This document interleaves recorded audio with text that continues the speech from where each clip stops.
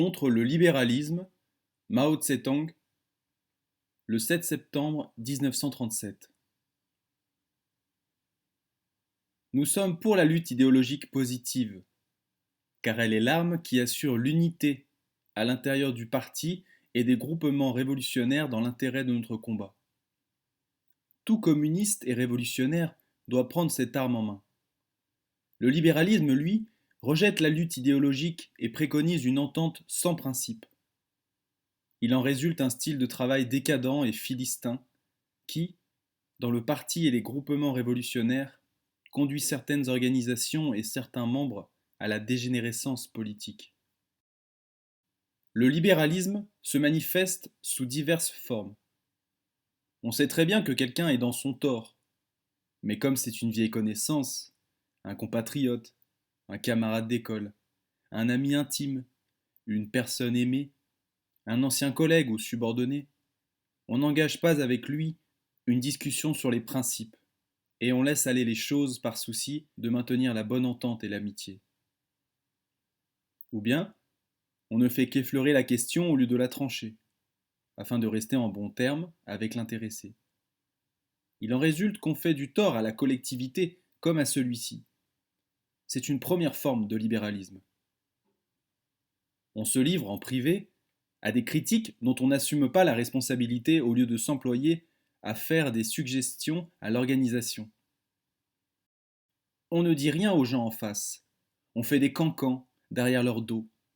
On se tait à la réunion. On parle à tort et à travers après.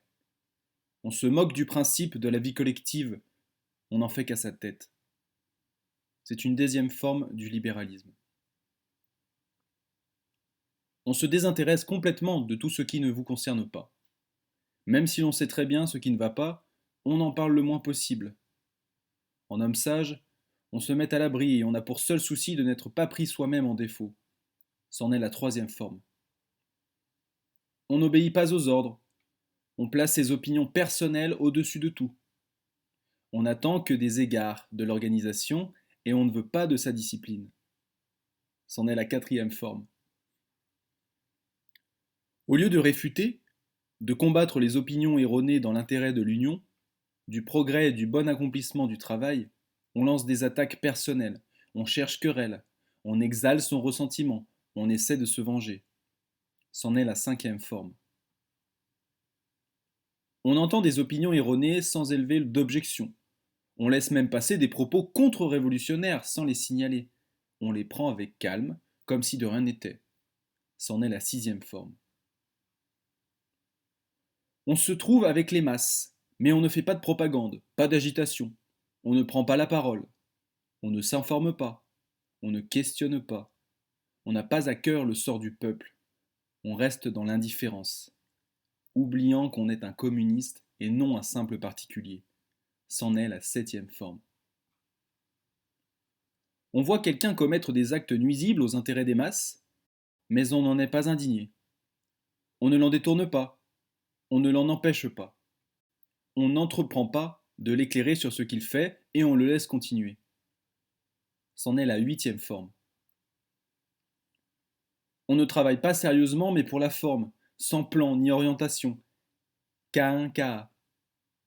Bonze, je sonne les cloches au jour le jour. C'en est la neuvième forme. On croit avoir rendu des services à la Révolution et on se donne des airs de vétéran. On est incapable de faire de grandes choses, mais on dédaigne les tâches mineures. On se relâche dans le travail et dans l'étude. C'en est la dixième forme. On a commis des erreurs, on s'en rend compte, mais on n'a pas envie de les corriger, faisant preuve ainsi de libéralisme envers soi-même. C'en est la onzième forme. Nous pourrions en citer d'autres encore, mais ces 11 formes sont les principales. Elles sont toutes des manifestations du libéralisme. Le libéralisme est extrêmement nuisible dans les collectivités révolutionnaires. C'est un corrosif qui ronge l'unité, relâche les liens de solidarité, engendre la passivité dans le travail, crée des divergences d'opinion. Il prive les rangs de la Révolution d'une organisation solide et d'une discipline rigoureuse. empêche l'application intégrale de la politique et coupe les organisations du parti des masses populaires placées sous la direction du parti. C'est une tendance des plus pernicieuses. Le libéralisme a pour cause l'égoïsme de la petite bourgeoisie qui met au premier plan les intérêts personnels et relègue au second ceux de la révolution.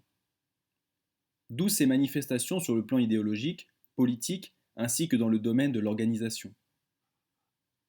Ceux qui sont imbus de libéralisme considèrent les principes du marxisme comme des dogmes abstraits.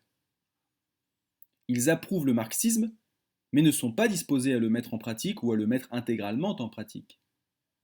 Ils ne sont pas disposés à remplacer leur libéralisme par le marxisme. Ils ont fait provision de l'un comme de l'autre. Ils ont le marxisme à la bouche, mais pratiquent le libéralisme. Ils appliquent le premier aux autres, le second à eux-mêmes. Ils ont les deux articles et chacun a son usage. Telle est la façon de penser de certaines gens. Le libéralisme est une manifestation de l'opportunisme.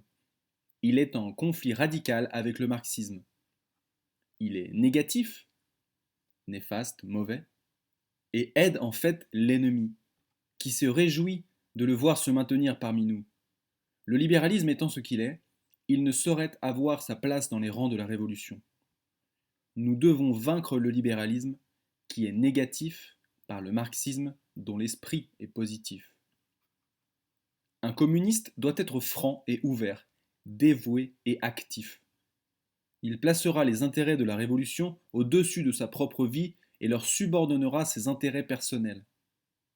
Il doit toujours et partout s'en tenir fermement aux principes justes et mener une lutte inlassable contre toute idée ou action erronée, de manière à consolider la vie collective du parti et à renforcer les liens de celui-ci avec les masses. Enfin, il se souciera davantage du parti et des masses que de l'individu. Il prendra soin des autres plus que de lui-même.